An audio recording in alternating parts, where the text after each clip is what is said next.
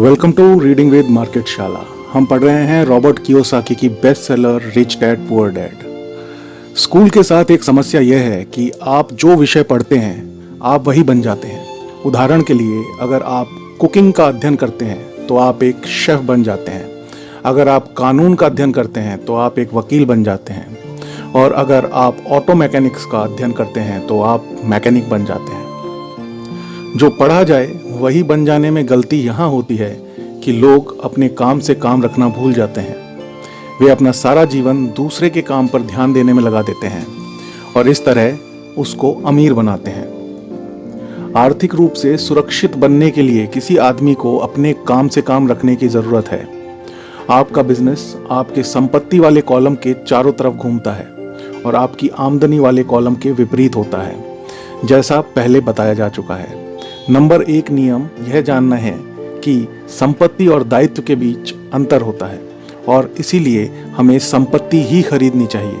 अमीर लोग अपने संपत्ति वाले कॉलम पर ज़्यादा ध्यान देते हैं, जबकि बाकी सभी लोग अपने इनकम स्टेटमेंट पर ध्यान देते हैं। इसीलिए हमें यह बहुत सुनने में आता है, मुझे ज़्यादा तनख्वाह की ज़रूरत है, काश कि मुझे प्रमोशन मिल जाए, मैं एक बार फिर स्कूल जाकर कुछ और प्रशिक्षण लेने वाला हूँ ताकि मैं एक बेहतर नौकरी पा सकूं, मैं ओवर टाइम करने वाला हूं, शायद मुझे कोई पार्ट टाइम काम मिल जाए, मैं 2 सप्ताह में नौकरी छोड़ रहा हूं, मुझे एक नई नौकरी मिल गई है जिसमें तनख्वाह ज़्यादा है। कई समूहों में यह समझदारी के विचार हैं, परंतु अगर आप रे क्रॉक की बात समझ लेते हैं तो ऐसा करके आप अपने काम से काम नहीं रख रहे हैं। यह सभी विचार अपना पूरा ध्यान आमदनी वाले कॉलम पर केंद्रित किए हुए हैं और अगर अतिरिक्त धन का उपयोग आमदनी बढ़ाने वाली संपत्तियों को खरीदने में किया जाता है तभी वह आदमी आर्थिक रूप से सुरक्षित हो पाता है। गरीब और मध्य वर्ग के ज़्यादातर लोग आर्थिक रूप से पुरातनपंथी होते हैं, यानी मैं जोखिम नहीं उठा सकता, यानी कि उनका कोई आर्थिक आधार नहीं होता। वे अपनी नौकरियों से चिपके रहते हैं। वे खेल को सुरक्षित तरीके से खेलते हैं। जब कंपनियों का आकार छोटा होने लगता है तो लाखों करोड़ों लोगों को पता चलता है कि जिसे वे अपनी सबसे बड़ी संपत्ति मानते थे, यानी कि उनका घर, वह उसे जिंदा मार रहा है। उनकी घर नामक संपत्ति हर माह उनकी जेब से पैसे निकलवा रही थी। उनकी कार, उनकी दूसरी संपत्ति भी उन्हें जिंदा मार रही थी। गैरेज में रखे $1000 में खरीदे गए उनके गोल्फ क्लब अब $1000 के नहीं रह गए थे। नौकरी की सुरक्षा ना होने के कारण अब उनके पास जीवन यापन का कोई आधार नहीं बचा था। उनके विचार में जो संपत्तियां थीं, वे पैसे के संकट के समय में उनकी कुछ भी मदद नहीं कर सकती थी। मैं यह मानकर चल रहा हूं कि हम में से ज़्यादातर ने मकान खरीदने या कार खरीदने के लिए बैंकर से लोन के लिए आवेदन फॉर्म भरा है। नेटवर्थ खंड पर नज़र डालना हमेशा रोचक रहता है। यह रोचक इसलिए होता है क्योंकि इससे हम जान पाते हैं कि बैंकिंग और अकाउंटिंग में किन चीज़ों को संपत्तियां माना जाता है। एक दिन कर्ज लेने के लिए मेरी माली हालत बहुत अच्छी नहीं लग रही थी, इसलिए मैंने अपने नए गोल्फ क्लब, मेरे आर्ट कलेक्शन, पुस्तकें, स्टीरियो, टेलीविज़न, अमानी सूट्स, कलाई घड़ियाँ, जूते और दीगर चीज़ों को संपत्ति वाले कॉलम में दिखा दिया। मेरे लोन के आवेदन को अस्वीकार कर दिया गया क्योंकि मेरा बहुत ज़्यादा निवेश रियल एस्टेट में था। लोन कमेटी को यह पसंद नहीं आया कि मैं अपार्टमेंट हाउसेस से इतने ज़्यादा पैसे कमा रहा था। वह यह जानना चाहते थे कि मेरे पास एक सामान्य नौकरी क्यों नहीं है जिसमें वेतन मिलता हो। उन्होंने मेरे अरमानी सूट्स, गोल्फ क्लब या आर्ट कलेक्शन के बारे में कोई सवाल नहीं किए। जिंदगी कई बार कठिन हो जाती है जब आप स्टैंडर्ड प्रोफाइल में फिट नहीं होते हैं। मैं हर बार चौंक जाता हूँ जब मैं किसी को यह कहते हुए सुनता हूँ कि उनकी नेटवर्थ $10 लाख है या $1 लाख या ऐसा ही कोई और आंकड़ा। नेटवर्थ से के सटीक न होने का एक खास कारण यह है कि जिस पल आप अपनी संपत्तियों को बेचना शुरू करते हैं, आपको प्राप्तियों पर टैक्स चुकाना पड़ता है। इतने सारे लोग अपने आप को पैसे के गहरे संकट में डाल लेते हैं जब उनकी आमदनी कम हो जाती है। पैसा जुटाने के लिए वे अपनी संपत्तियां बेचते हैं। पहले तो उनकी व्यक्तिगत संपत्तियां सामान्यतः उस मूल्य से बहुत कम में बिकती हैं जो उनकी बैलेंस शीट में दिखाया गया है, या अगर संपत्तियों को बेचने से कोई फायदा होता है तो उस पर टैक्स लगा दिया जाता है। तो एक बार फिर सरकार फायदे में से अपना हिस्सा ले लेती है और इस तरह कर्ज से उबरने के लिए जुटाई जाने वाली रकम को कम कर दिया जाता है। अपने काम से काम रखना शुरू कर दें। दिन की नौकरी को करते रहें, परंतु असली संपत्तियों को खरीदना भी शुरू कर दें। परंतु ऐसे दायित्वों या व्यक्तिगत चीज़ों से बचें जिनकी कीमत एक बार घर लाने पर कम हो जाती है। आप जिस क्षण एक नई कार शोरूम से बाहर ले जाते हैं, उसकी कीमत 25% कम हो जाती है। यह सच्ची संपत्ति नहीं है, हालांकि आपके बैंकर भी इसे संपत्ति मानते हैं। मेरा $400 का नया टाइटेनियम ड्राइवर खरीदने के कुछ ही मिनटों बाद $150 के मूल्य का हो गया। वयस्कों के लिए यही सही है कि अपने खर्च कम कर लें, अपने दायित्वों को घटा लें और मेहनत से ठोस संपत्तियों का आधार बना लें। उन युवा लोगों को जिन्होंने अभी घर नहीं छोड़ा है, यह सिखाया जाना चाहिए कि संपत्ति और दायित्व के बीच क्या फर्क होता है। घर छोड़ने से पहले ही उन्हें संपत्ति वाले कॉलम को बनाने की प्रेरणा दी जानी चाहिए।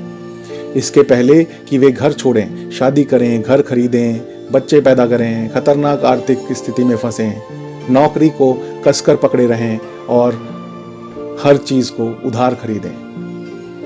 मैं बहुत सारे युवा दंपतियों को देखता हूं जो शादी कर लेते हैं और अपने आप को एक ऐसे जाल में फंसा लेते हैं जिससे वे अपनी नौकरी के बहुत सालों तक खर्च से बाहर निकल ही नहीं पाते।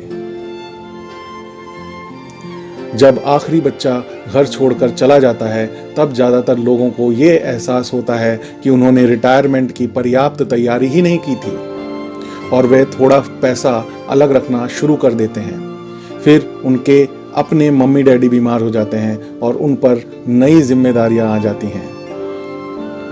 तो मैं आपको या आपके बच्चों को किस तरह की संपत्तियों के संग्रह की प्रेरणा दे रहा हूं। मेरी दुनिया में असली संपत्तियां कई तरह की होती हैं। ऐसे बिजनेस जिनमें मेरे होने की जरूरत ना हो। मैं उनका मालिक जरूर हूं, परंतु उन्हें दूसरे लोग चलाते हैं। अगर मुझे वहां काम करना पड़े तो यह बिजनेस नहीं होगा, यह मेरी नौकरी होगी। दूसरा, स्टॉक। तीसरा, बॉन्ड। चौथा, म्यूचुअल फंड। फिफ्थ, आमदनी देने वाला real estate. Sixth, notes. Seventh, बौद्धिक संपदा जैसे संगीत, पटकथा, पेटेंट आदि से मिलने वाली रॉयल्टी। एट्थ, और ऐसी हर चीज जो कीमती है, जो आमदनी देती है और जिसका मूल्य बढ़ जाता है और जिसका बाजार तैयार है। जब मैं एक छोटा बच्चा था तो मेरे पढ़े लिखे डैडी ने मुझे एक सुरक्षित नौकरी ढूंढने की सलाह दी। दूसरी तरफ मेरे अमीर डैडी ने मुझे ऐसी संपत्तियों को इकट्ठा करने की सलाह दी जिन्हें मैं पसंद करता था। अगर तुम इन्हें पसंद नहीं करते होगे तो तुम इनका ध्यान नहीं रख पाओगे। मैं रियल एस्टेट इसलिए इकट्ठा करता हूं क्योंकि मुझे इमारतों और ज़मीन से प्यार है। मैं उनके लिए शॉपिंग करना भी पसंद करता हूं। मैं सारा दिन उनको निहार सकता हूं। जब समस्याएं आती हैं तो समस्या उतनी बुरी नहीं होती कि उनके कारण रियल एस्टेट के लिए मेरा प्यार कम हो जाए। ऐसे लोग जो रियल एस्टेट से नफरत करते हैं, उन्हें इसे नहीं खरीदना चाहिए। मुझे छोटी कंपनियों के स्टॉक्स से भी काफ़ी प्रेम है, खासकर नई कंपनियों के स्टॉक्स से। इसका कारण यह है कि मैं एंटरप्रेन्योर हूँ, ना कि कोई कॉरपोरेट व्यक्ति। मेरे शुरुआती सालों में मैं बड़े संगठनों में काम कर चुका हूँ, जैसे कैलिफोर्निया के स्टैंडर्ड में, यूएस मरीन कॉर्प्स और जेरोक्स कॉरपोरेशन में। मैंने इन संगठनों में बिताए समय का मजा लिया और मेरे पास कई सुखद यादें हैं, परंतु भीतर से मैं कंपनी में काम करने वाला आदमी नहीं हूं। मुझे कंपनी शुरू करना अच्छा लगता है, परंतु उसे चलाना मुझे उतना अच्छा नहीं लगता।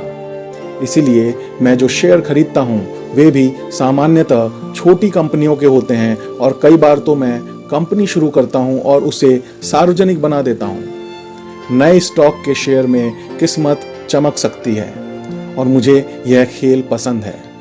कई बार लोग कम पूंजी वाली कंपनियों से डरते हैं और उन्हें खतरनाक कहते हैं, और वे खतरनाक हैं भी, परंतु खतरा हमेशा कम हो जाता है जब आप निवेश के प्रेम में पड़ जाते हैं, उसे समझते हैं और खेल को अच्छी तरह से जानते हैं। छोटी कंपनियों के साथ मेरी रणनीति यह होती है कि 1 साल में अपने शेयर को बेच दिया जाए। दूसरी तरफ मेरी रियल एस्टेट की रणनीति छोटी प्रॉपर्टी से शुरू करने की होती है। फिर भी मैं उस छोटी प्रॉपर्टी को बेचकर उससे थोड़ी बड़ी प्रॉपर्टी ले लेता हूं और इस तरह अपने फायदे पर टैक्स चुकाने से बच जाता हूं। इससे प्रॉपर्टी की वैल्यू में नाटकीय बढ़ोतरी होती है। मैं सामान्य तौर पर रियल एस्टेट को 7 साल से कम समय अपने पास रखता हूं। वर्षों तक जब मैं मरीन कॉर्प्स और जेरोक्स में था, तब भी मैंने वही किया जो मेरे अमीर डैडी ने मुझे सिखाया था। मैं अपनी दिन की नौकरी करता था, परंतु मैं अपने काम से काम भी रखता था। मैं अपनी संपत्ति वाले कॉलम में कुछ ना कुछ करता रहता था। मैं रियल एस्टेट और छोटे स्टॉक्स की खरीद फरोख्त भी करता था। अमीर डैडी ने हमेशा पैसे की समझ के महत्व पर जोर दिया था। जितनी अच्छी तरह मैं अकाउंटिंग और कैश मैनेजमेंट को समझ सकता था, उतनी ही अच्छी तरह मैं निवेशों का विश्लेषण कर सकता था और आखिरकार खुद की कंपनी शुरू कर सकता था और उसे सफल भी बना सकता था। जब तक कि कोई पहले से ही ऐसा ना सोच रहा हो, मैं किसी को अपनी कंपनी बनाने के लिए प्रोत्साहित नहीं करता। मैं जानता हूं कि कंपनी चलाने में कितना झंझट होता है और मैं नहीं चाहता कि आप उस झंझट में फंसें। कई बार ऐसा भी समय आता है जब लोगों को रोजगार नहीं मिलता और उनके लिए कंपनी शुरू करना एक समाधान होता है, परंतु सफलता के अवसर बहुत कम हैं। 10 में से 9 कंपनियां 5 साल में डूब जाती हैं। पहले 5 साल में जो कंपनियां बची रहती हैं, उनमें से भी 10 में से 9 कंपनियां बाद में बंद हो जाती हैं। तो अगर आपकी पहले से ही अपनी कंपनी शुरू करने की इच्छा हो, तभी मैं इसकी सलाह दूंगा, अन्यथा अपनी दिन की नौकरी करते रहें और अपने काम से काम रखें। जब मैं कहता हूं कि अपने काम से काम रखें, तो मेरा यह मतलब है कि आप अपनी संपत्ति वाले कॉलम को ज़्यादा मजबूत बनाते रहें। एक बार इसमें $1 जाए तो वह बाहर ना निकल पाए। इससे इस तरह सोचें कि जब $1 आपकी संपत्ति वाले कॉलम में जाता है तो वह आपका कर्मचारी बन जाता है। पैसे के बारे में सबसे अच्छी चीज़ यह है कि यह हर दिन 24 घंटे काम करता है और ऐसा पीढ़ियों तक कर सकता है। अपनी दिन की नौकरी करते रहें, एक अच्छे मेहनती कर्मचारी की तरह काम करें, परंतु अपने संपत्ति वाले कॉलम को बढ़ाते रहें। जब आपका कैश फ्लो बढ़ता है, तब आप कुछ विलासिता की चीजें खरीद सकते हैं। इस बारे में एक महत्वपूर्ण तथ्य यह है कि अमीर लोग विलासिता की चीजें सबसे बाद में खरीदते हैं, जबकि गरीब और मध्यवर्गीय लोग विलासिता की चीजें सबसे पहले खरीदते हैं। गरीब और मध्यवर्गीय लोग अक्सर बड़े घर, हीरे, फर, ज्वेलरी या नाव जैसी विलासिता की चीजें इसलिए खरीद लेते हैं ताकि वे अमीर दिख सकें। वे अमीर दिखते हैं, परंतु असल में वे उधार के दलदल में गहरे धंसते चले जाते हैं। वे लोग जिनके पास पीढ़ियों से पैसा है, जो लंबे समय से अमीर हैं, वे अपने संपत्ति वाले कॉलम को सबसे पहले बनाते हैं, फिर संपत्ति वाले कॉलम से होने वाली आमदनी उनके लिए विलासिता की चीजें खरीद लेती हैं। गरीब और मध्यवर्गीय लोग अपनी खून पसीने की कमाई और बच्चों की विरासत की कीमत पर विलासिता की चीजें खरीदते हैं। सच्ची विलासिता असली संपत्ति में निवेश करने और उसे विकसित करने का प्रोत्साहन है। उदाहरण के तौर पर, जब मेरी पत्नी और मेरे पास हमारे अपार्टमेंट हाउसेस से अतिरिक्त पैसा आने लगा तो वह बाजार गई और अपने लिए मर्सिडीज खरीद लाई। इसमें जरा सी भी मेहनत या जोखिम नहीं था, क्योंकि अपार्टमेंट हाउस के कारण उसने कार खरीदी थी, परंतु उसे इसके लिए 4 साल तक इंतजार करना पड़ा था। जब रियल एस्टेट पोर्टफोलियो बढ़ रहा था और आखिरकार उसने इतना अतिरिक्त पैसा दे दिया कि कार खरीदी जा सके। परंतु मर्सिडीज की यह विलासिता दरअसल एक सच्चा पुरस्कार है, क्योंकि उसने यह साबित कर दिया था कि वह अपने संपत्ति वाले कॉलम को सही तरह से बढ़ाना जानती है। अब उसके लिए उस कार की कीमत सामान्य रूप से खरीदी गई कार से कहीं ज्यादा है। ज्यादातर लोग अक्सर इच्छा जागने पर बिना सोचे समझे जाते हैं और कर्ज पर कार या विलासिता की कोई भी चीज खरीद लाते हैं। हो सकता है कि वे जिंदगी से ऊब चुके हों या उन्हें सिर्फ एक नए खिलौने की जरूरत हो। कर्ज पर विलासिता की चीज खरीदने से देर सवेर वह आदमी उस चीज से चिढ़ने लगेगा, क्योंकि उसके कारण जो कर्ज लिया गया है वह एक बार के लिए उसके लिए भार बन जाएगा।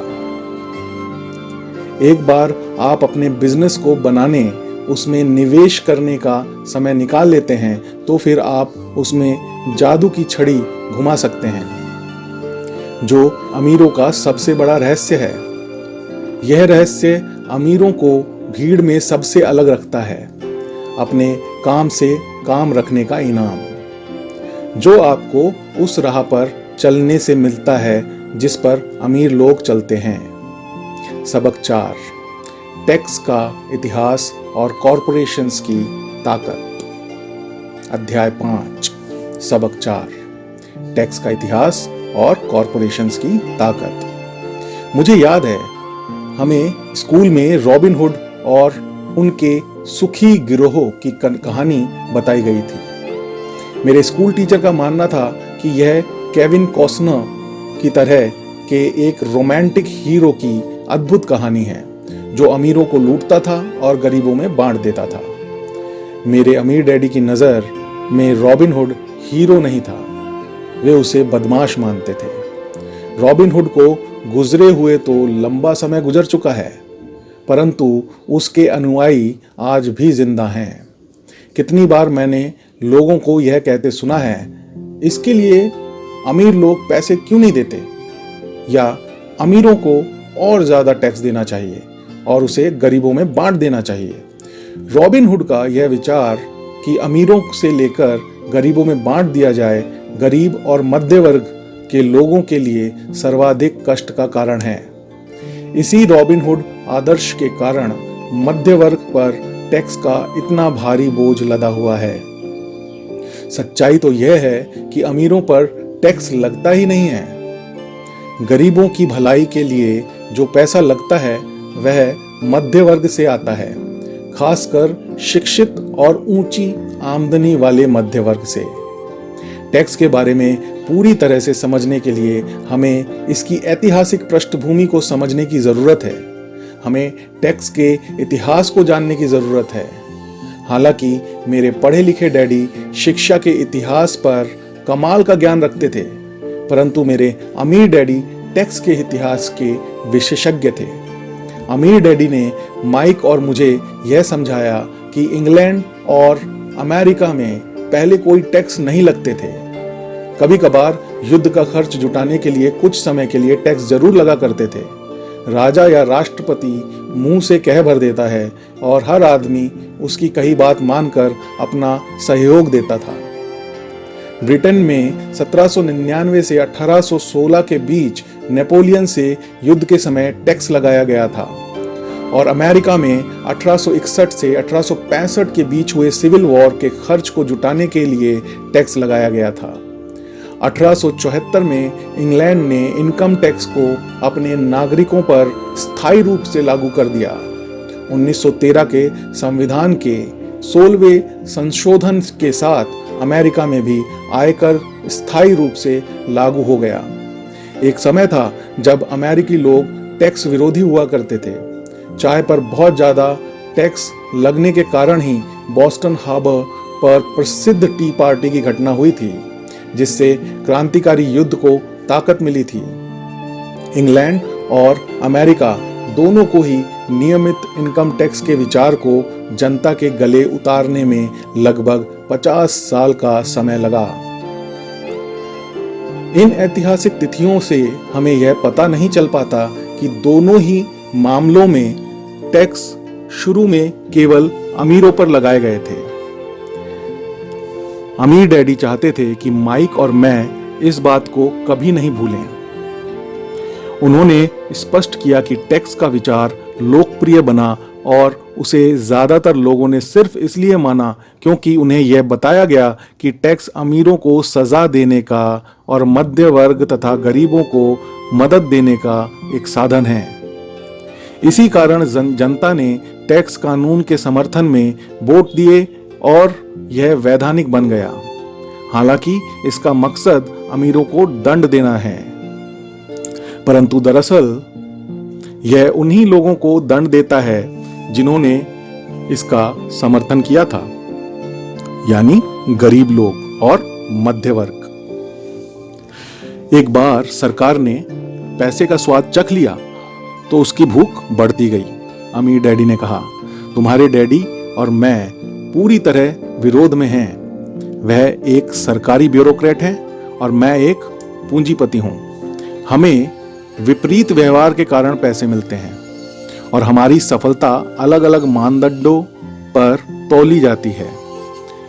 उन्हें पैसा खर्च करने और लोगों को काम देने के लिए पैसे दिए जाते हैं। वे जितना ज्यादा खर्च करते हैं और जितने ज्यादा लोगों को काम पर रखते हैं, उनका संगठन उतना ही बड़ा होता जाता है। सरकार में जितना बड़ा उनका संगठन होता है, उतना ही ज्यादा सम्मान उन्हें दिया जाता है।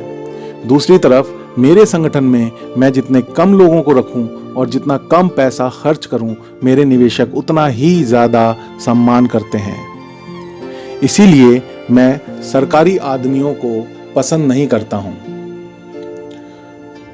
उनके लक्ष्य बिजनेस से ज्यादातर लोगों से हटकर होते हैं।